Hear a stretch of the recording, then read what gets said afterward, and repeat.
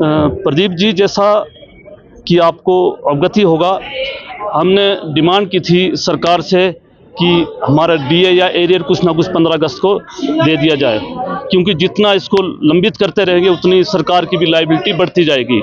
तो 15 अगस्त को कुछ ऐसी घोषणा नहीं हुई, तो उससे जो है कर्मचारियों में बहुत निराशा रही, बहुत आहत हुए। हमारी सचिवालय की बहुत सारी मांगें भी बहुत लंबे समय से पेंडिंग थी, जिसके ऊपर कोई सुनवाई नहीं हो रही थी। अगर मैं बात करूं, हमारे सचिवालय में लगभग इस वक्त 650 पोस्टें खाली हैं।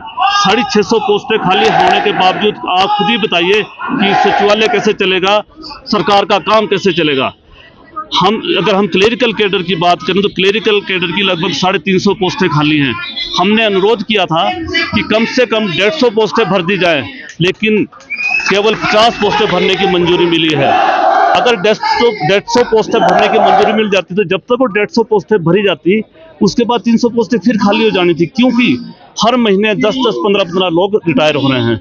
तो उसकी वजह से क्या हो रहा है, खाली पोस्टों की वजह से एक कर्मचारी को 2-2, 3-3 शिफ्ट का काम करना पड़ रहा है। तो आंदोलन कब तक चलेगा और आज का जनरल हाउस क्यों बुलाया? आज का जनरल हाउस हमने वो किया था कि अगर हमको 21 के जनरल हाउस के बाद वार्ता के लिए नहीं बुलाया जाता है तो 23 तारीख को दोबारा से जनरल हाउस होगा। तो आज का जनरल हाउस इसलिए रखा था, और अब आज के जनरल हाउस के बाद हम विधानसभा सेशन के बाद एक और जनरल हाउस करेंगे, और आज इस जनरल हाउस में एक रणनीति भी तैयार करेंगे कि आगे क्या करना है। अगर हमको मंगलवार तक वार्ता के लिए नहीं बुलाएगा तो हो सकता है कुछ और हम उसमें एक्शन लेंगे। कैबिनेट मंत्री राजेश त्रिमानी का बयान, उनका बयान बहुत ही शर्मनाक है। उनके बयान की वजह से पूरे प्रदेश के कर्मचारी ही नहीं, प्रदेश के पेंशनर भी आहत हुए हैं। उन्होंने इस तरह की धमकी दी है कर्मचारियों और पेंशनरों को कि अगर वो सरकार के साथ नहीं चलेंगे तो उनके लाभ में कटौती कर दी जाएगी। अरे भाई, आप अपनी जेब से दे रहे हो क्या?